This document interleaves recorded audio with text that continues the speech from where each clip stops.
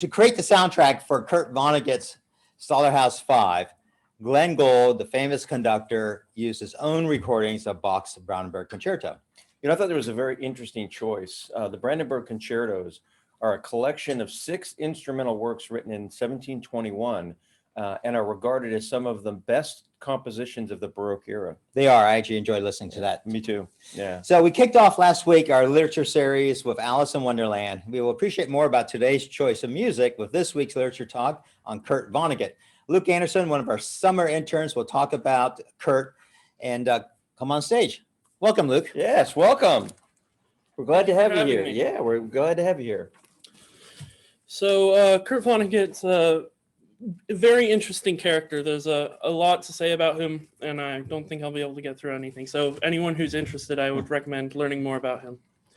Kurt Vonnegut was born into a very wealthy family. His mother was part of a hereditary brewing company, and his father was an architect.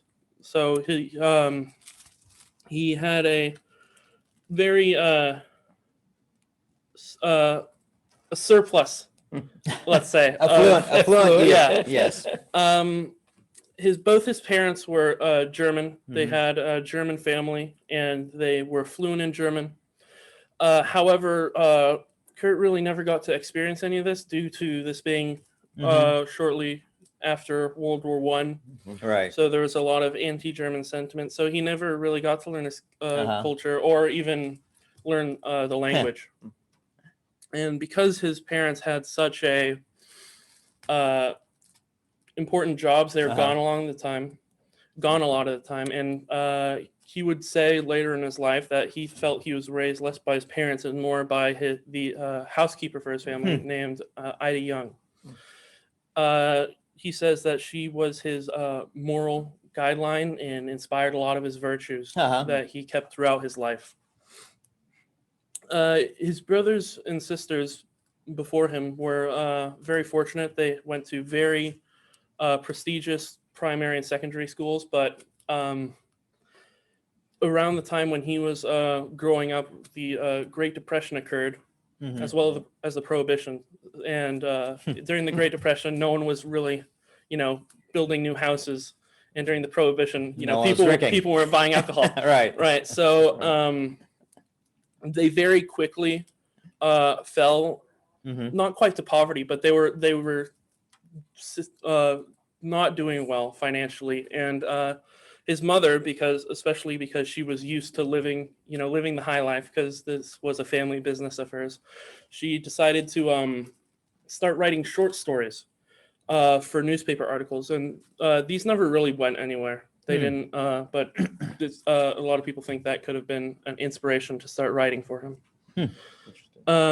So because of his family status and because of his education, he was admitted to the ROTC, which was particularly important due to World War II being right around the corner.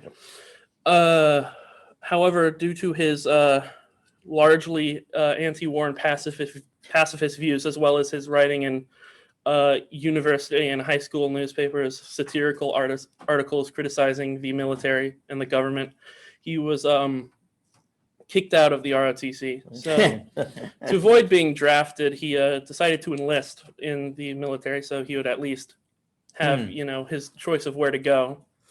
And he was lucky in the sense that he was able to he was trained very close to his home, so he was able to visit his family frequently. He was able to eat meals at home. However, when he was returning home on Mother's Day leave, he came home to realize that his mother had committed suicide with sleeping pills the day before. So his first and only major battle was the Battle of the Bulge, which, for those of you who are unaware, is the last major German offensive in World War II. He was in a largely new regiment. There were not a lot of experienced people, so they were put in a supposedly relatively safe and protected area. However, they were captured almost entirely during during the battle, and he was transported along with his compatriots to be interned as a prisoner of war in Dresden during the bombing of Dresden. So he was only able to survive because he was kept in an underground slaughterhouse to make malt syrup for pregnant women. And Okay. this is the probably the, I mean, not probably, this is the inspiration Right. for his most well-known novel, Slaughterhouse-Five. Mm-hmm. Totally makes sense. Yeah, and after the war, he went back to college to continue his education. He studied anthropology at the University of Chicago. However, he quit entirely after his master's thesis was universally rejected. Even though he's still qualified for a bachelor's, he didn't accept that. And he went straight to work for General Electric as their publicist, which was the start of his career in writing, because he would publish articles for them, you know.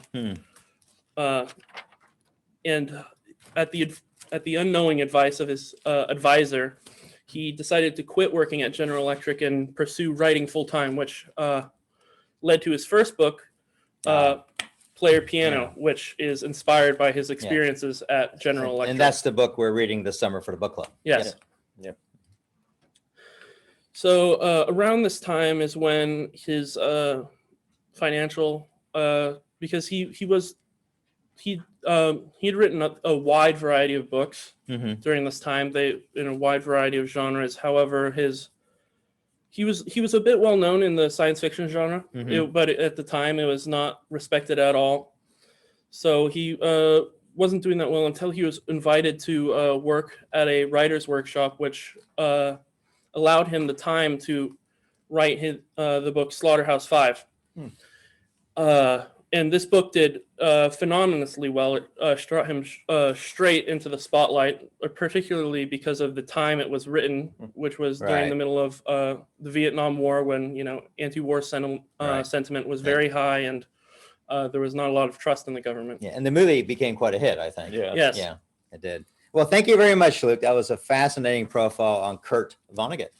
Yeah, definitely. Thank you for joining us. You know, it's great to have our interns here, and and these are the kinds of things that we introduce into our corporate community, in terms of, different perspectives, as well as it's an interesting book. I got to tell you, you having read it, I think it's worth the read. Great. Thank you for picking that book out. Yes, definitely.